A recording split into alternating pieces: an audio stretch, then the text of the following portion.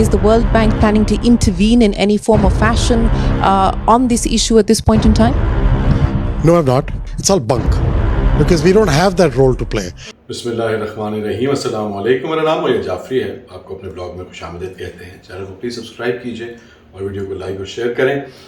पाकिस्तान और भारत के दरमियान जो तनाज़ा है उसके अंदर पानी अब एक ऐसी चीज़ रह गई है जो कि पाकिस्तान के लिए परेशानी और भारत के लिए उसको पाकिस्तान के ख़िलाफ़ बदला लेने का एक तरीका समझ में आता है। मगर वर्ल्ड बैंक के मुताबिक जो उनका वर्ल्ड बैंक के प्रेसिडेंट है अजय बंगा, उन्होंने क्या कहा है कि इस सारी कहानी में वर्ल्ड बैंक क्या कर सकता है, कुछ कर भी सकता है कि नहीं, पाकिस्तान के लिए और पाकिस्तानियों के लिए बहुत इंपॉर्टेंट इन्फॉर्मेशन है, वो आपके साथ शेयर करेंगे कि उन्होंने अभी लेटेस्ट इंटरव्यू में क्या कहा है। इसके अलावा जो पाकिस्तान के अंदर वो कौन सी कुव्वत है जो कि इतने बड़े मौके के बाद जब कौम इकट्ठी होकर एक दफ़ा आपको तमाम तनाज़ात के बावजूद एक हल्की फुल्की सी नज़र आती है कि जी लोग जो हैं वो पाकिस्तान के एक दफ़ा फिर मुत्तहिद होने की जानिब जा रहे हैं, तो वो कौन सी ऐसी ताकत है जो अंदर से पाकिस्तानियों को एक दफ़ा फिर काटने पर तुली हुई है, उसके बारे में आपको इन्फॉर्मेशन देंगे। मियाँ साहब के बारे में भी थोड़ी बहुत बातचीत करेंगे और वो जो किल नेटवर्क और पाकिस्तान का एक इनविजिबल नेटवर्क और भारत को परेशान कर दिया, वो सारी पाकिस्तानी एयरफोर्स की जो पूरी स्कीम है और पाकिस्तानी एयरफोर्स की जो पूरी वर्किंग है, उस हवाले से आपको बताएंगे। लेकिन बताना क्या है मैं पहले ही बता देता हूँ, बचा 10-15 मिनट से ऊपर तो बात कर लेंगे। लेकिन मैंने 4 मई को इसके ऊपर पूरी डिटेल से आप लोगों को बताया था कि पाकिस्तान का किलिंग एज क्या है, एयरफोर्स का हमारा नेट सेंटरिंग, ये लफ्ज़ गूगल करके देख लीजिएगा कि साब 2000 एरिया और उसके साथ JF-17 थंडर की नेट सेंटरिंग क्या होती है। खैर वो आपको डिटेल में अगर आप निकाल के देख लें मेरा 4 मई का, तो आपको पूरी डिटेल में पता लग जाएगा। Starting of with the world bank, क्योंकि वो बहुत इंपॉर्टेंट चीज़ है पानी। वैसे तो अताउल्लाह तारर साहब ने इंतहाई गैर जिम्मेदाराना हरकत करते हुए ये बयान दे दिया है कि भारत के पास तो इस चीज़ की कैपेसिटी नहीं है कि वो पाकिस्तान का पानी बंद कर सके। ये आधा सच है। पूरा सच क्या है? जो वो पूरा सच वही है जो मैं पिछले कोई तकरीबन 2 हफ्ते से आपको, बल्कि 3 हफ्ते से आपको बता रहा हूं कि हाँ, पाकिस्तान का पानी बंद करने की कैपेसिटी भारत के पास नहीं है, लेकिन पाकिस्तान को पानी की फराहमी डिस्टर्ब करने की कैपेसिटी भारत के पास है। और वो पाकिस्तान के बिजली पैदा करने की सलाहियत को, वो पाकिस्तान की जो है जो हमारे खेत हैं, हमारी प्रोड्यूस है, उसको अफेक्ट करने की उसकी सलाहियत और पाकिस्तान के कैनाल सिस्टम को तंग करने की सलाहियत यकीनी तौर पर है। तो उसके हवाले से पाकिस्तान जो है, जैसा कि मोदी ने कहा कि Is the World Bank planning to intervene in any form or fashion on this issue at this point in time? No, I'm not. The treaty is not suspended. It's technically called something in abeyance, is how the Indian government worded it. There is no provision in the treaty to allow for suspension, the way it was drawn up. It either needs to be gone or it needs to be replaced by another one. The World Bank's role is basically that of a facilitator if they disagree, not by us making a decision, but by us being the party that goes through a process to find a neutral expert or an arbitrator court to settle it. And we have to pay the fees of those guys through a trust fund that was set up at the bank at the time of creation of the treaty. That's our role. We have no role to play beyond that.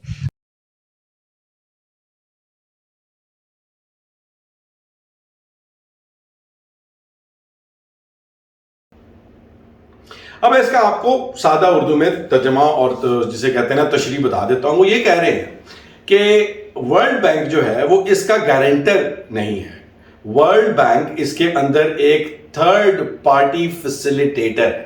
अब इन 2 लफ्जों में और इन 2 बातों में क्या फर्क है? फर्क इंतहाई अहम है। और फर्क यह है कि भारत ने जो उसको सस्पेंड नहीं किया, हेल्ड इन अबेयंस का लफ्ज इस्तेमाल किया। वो क्यों किया? जैसा कि वो बता रहे हैं, इस वजह से कि इस ट्रीटी में सस्पेंड करने की कोई किसी किस्म की आर्टिकल ही नहीं, कोई शिक ही नहीं, ये सस्पेंड हो ही नहीं सकती। या ये खत्म होगी और या इसकी जगह कोई नहीं आएगी। तो इसको सस्पेंड करने की कोई इसके अंदर पूरी गुंजाइश ही नहीं है इस पूरी ट्रीटी में। अब अगर एक पार्टी उसको मानने से और उसके ऊपर अमल करने से इनकार करती है, तो वर्ल्ड बैंक एक एनफोर्सिंग पार्टी के तौर पर एक्ट नहीं कर सकता। वर्ल्ड बैंक उनको کسی طور پر مجبور نہیں کرنے کا کسی بھی صورت اس کے پاس یہ طاقت کہ وہ بھارت کو مجبور کرے کہ بھائی چونکہ تم نے یہ ٹریٹی کی تھی اور میں اس میں فیسیلیٹیٹر تھا تو تمہیں اس کو ماننا ہی ماننا ہے اگر تمہارے پاس ویلڈ آنسر نہیں. یہ رول ورلڈ بینک ادا نہیں کر سکتا. ورلڈ بینک کیا رول ادا کر سکتا ہے کہ اگر دونوں میں کوئی تنازع آ گیا ہے جس کی بنیاد کے اوپر یہ ٹریٹی جو ہے اس کے اوپر عمل نہیں ہو رہا تو پھر وہ اس مسئلے کو لے کر کسی تیسری جگہ پر کسی تیسرے میڈیٹر میں, وہ چاہے international court of justice who, ICJ ہو, یا کوئی اور ایسا فورم ہو, یا کوئی ایک پرائیویٹ آربیٹریٹر ہو, کوئی ملک ہو, کوئی ایسا کنسورشیم کریٹ ہو, اس میں لے کے جائے گا اور یہ دونوں پارٹیز وہاں پر جائیں گی, اپنا اپنا مدعا بیان کریں گی, اپنے اپنے ثبوت پیش کریں گی.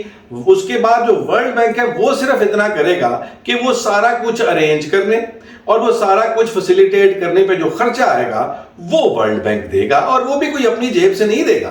کیونکہ جب یہ انڈس واٹر ٹریٹی ہوئی تھی اس وقت جو ہے یہ دونوں ملکوں کی طرف سے ایک فنڈ اسٹیبلش کیا گیا تھا جس میں پیسے ڈالے گئے تھے اور پیسے ڈالے جاتے ہیں مسلسل تاکہ وہ پیسے اس کے اندر رہیں اور کسی بھی قسم کے تنازع کی صورت میں ان پیسوں کو استعمال کر کے ایک تیسرا ثالثی کردار ادا کرنے والی کوئی باڈی ہو, کوئی ادارہ ہو, کوئی شخص ہو, کوئی ملک ہو تو وہاں پر وہ ہمیں فیسیلیٹیٹ کر سکے. سو اگر آپ کے ذہن میں کسی صورت یہ خیال تھا کہ ورلڈ بینک اس معاہدے کی انفورسنگ اتھارٹی ہے تو یہ انتہائی غلط ہے.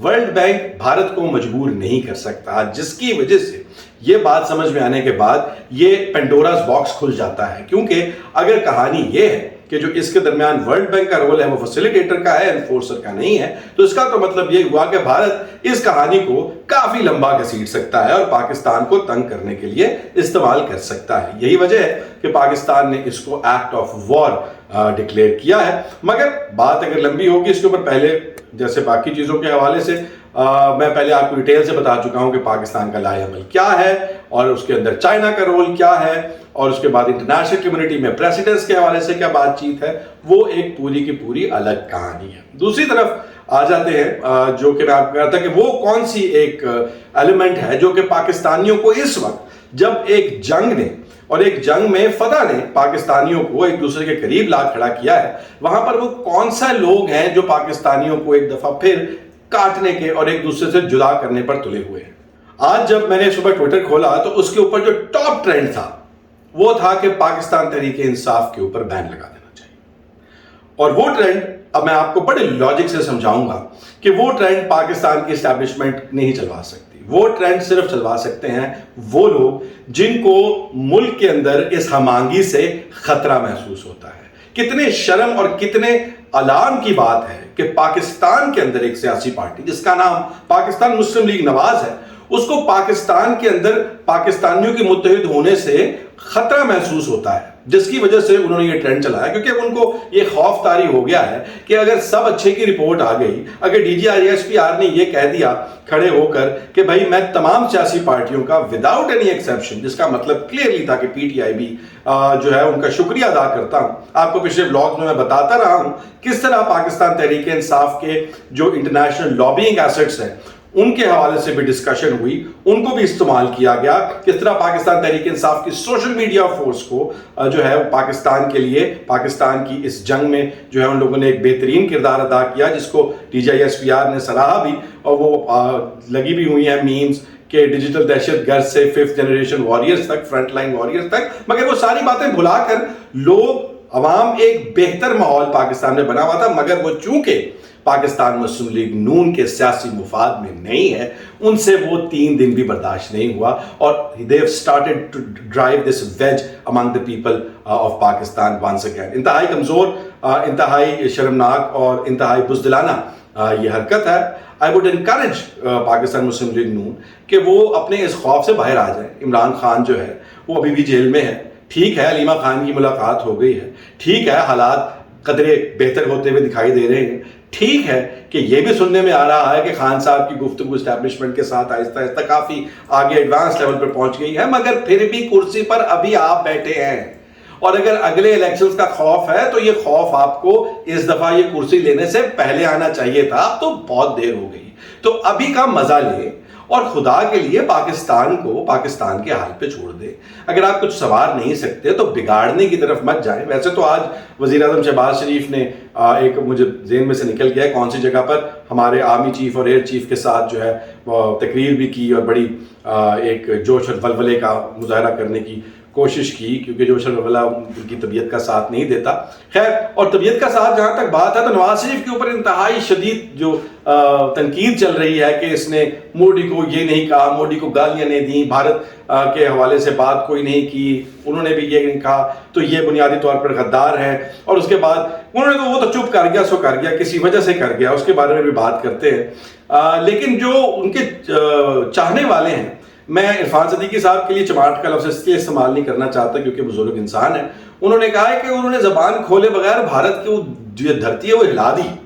اب یہ حرکتیں کر کے بلا وجہ آپ ان کو جو ہے ہمیں شرمندہ کرتے ہیں پوری دنیا میں. عاصمہ شیرازی صاحبہ بھی ان کی اس بات کو ڈیفینڈ کرتی رہیں, اور اس کے علاوہ باقی عظمہ بخاری صاحب بھی جو ہے صاحبہ جو ہے وہ بھی اسی حوالے سے میاں صاحب کو انتہائی ریڈیکولس لاجکس دے کے کرتے نہیں. چلیں ٹھیک ہے, میاں صاحب نے مودی کو کچھ بلا بھلا نہیں کہا جس طرح باقی لوگوں نے کہا, مگر آپ اگر اس کو کسی بھی جنگ کے اندر, کسی بھی کانفرنٹیشن کے اندر, ہر چیز کی ایک اپنی جگہ, ایک اپنی ویلیو, ایک اپنا یوز ہوتا ہے. اگر نواز شریف کے کوئی ڈپلومیٹک چینلز پرائیویٹ ہیں تو جب کبھی کوئی گل بات کرنے کی ضرورت ہوگی تب استعمال کر لیا جائے گا نواز شریف کو پاکستان کے حق میں. اب وہ ایک ٹھیک ہے, یہ میں ان کو ڈیفینڈ نہیں کر رہا, میں یہ کہہ رہا ہوں کہ چلو وہ بزدل آدمی ہے, اپنے تاجر یا اپنے تعلقات خراب نہ کرنے کے لیے نہیں بولا, فائن, لیکن وقت آنے پر اس کی یہ حرکت بھی جو ہے یہ پاکستان کے لیے استعمال ہو سکتی ہے اگر دیکھا جائے نا وائڈر سپیس. اور ان کی سب سے بڑی مدد یہ کی جا سکتی ہے کہ نون لیگ والے منہ بند کر کے بیٹھے رہیں. اور آخر میں جاتے جاتے وہ جو پاکستان اکیل نیٹ ورک ہے اس کی سمری آپ کو دے دیتا ہوں ڈیٹیل کے لیے.